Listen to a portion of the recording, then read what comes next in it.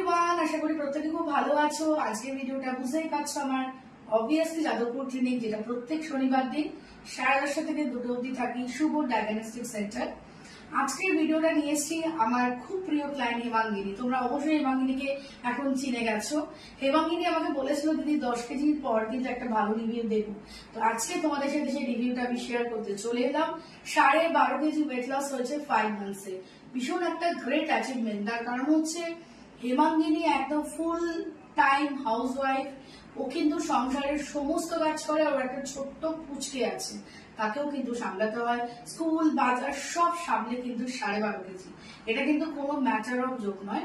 এবং সব থেকে বড় কথা হচ্ছে এই যে ভরসা করা, বিশ্বাস করা, কন্টিনিউশন রাখা এবং প্রবলেম হলে বলা, এবং সব থেকে বড় কথা ডায়েট চার্ট তো সবাই নিয়ে নেয়, তারপর সেটাকে কন্টিনিউ করাটা কিন্তু একটা বিশাল বড় মানে একটা সাইকোলজিক্যাল ব্যাপার এসে যায় যে আমি এটা খেতে পারছি না, কিন্তু সব খেয়েও যে ওয়েট লস করা যায় প্রুভ করে দিল।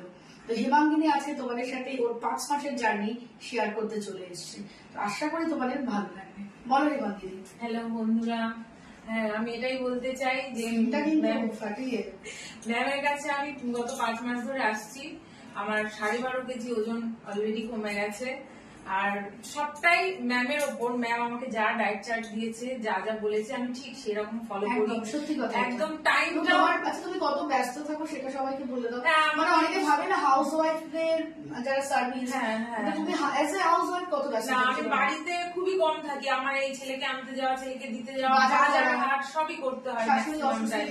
হ্যাঁ, তারপর শাশুড়ি, আমার বাবা মা এদেরকে নিয়ে হসপিটালে যাওয়া আসা সবকিছুর মধ্যেই আমাকে ম্যাম যে ডায়েট চার্ট দেয় খাবার ক্যারি করে নিয়ে যাই। আর টাইমটা আমি মেনটেন করার চেষ্টা করি যতটা পারি।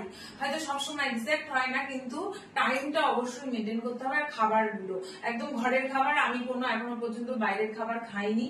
কোনো কিছু খাবার ইচ্ছে হলে আমি ম্যামকে বলি সেটা বাড়িতে বানিয়ে খাই, বাট আমি বাইরের খাবার। কিন্তু যাদবপুরে প্রত্যেক মাসে একবার করে চিট নেয়, এসেই বলে কালকে কিন্তু একটু চিট করবো। ম্যামের কাছে বলে নি। আমার কিছু থাকলে, ইনভিটেশন থাকলেও আমি ম্যামকে বলি যে ম্যাম এরকম আছে। সব জানিয়েই করি, যেটা করি, যেটা বলেছেন উনি আমাকে প্রথম দিন থেকে, আমি সেটা ফলো করার চেষ্টা করি। একটা খুব সুন্দর ইনস্যুরেন্সও হয়েছে। হ্যাঁ, সেটা হয়েছে পুরোটাই আমি বলবো ম্যামের জন্য। ম্যাম ছাড়া এটা সম্ভব হতো না। আরে সব তুমি এই যে এটা বলো, এই যে তুমি কন্টিনিউ করছো, তোমার মধ্যে লাগে না যে আর ভালো লাগছে না এরকম টেন্ডেন্সি? না, এখনো পর্যন্ত সেটা আমার আসেনি।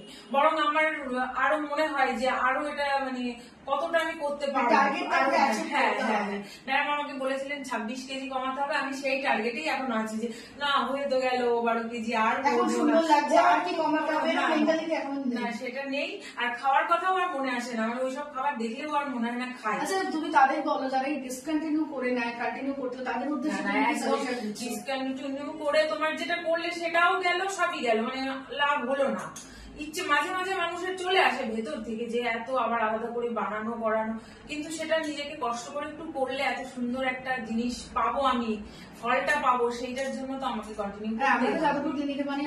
হ্যাঁ, ম্যামের সঙ্গে আড্ডা মারতে চলে আসি প্রত্যেক মাসে শনিবার করে। এটাই। তাহলে তোমরা বুঝতে পারলে তো। তোমরা যারা চাইছো আমার সাথে যোগাযোগ করতে, আমাকে হোয়াটসঅ্যাপ করো। অবশ্যই ভীষণ ভীষণ ভালো। আর ম্যামের উপর পুরো বিশ্বাস রাখতে হবে। একদম। টাটা সবাইকে।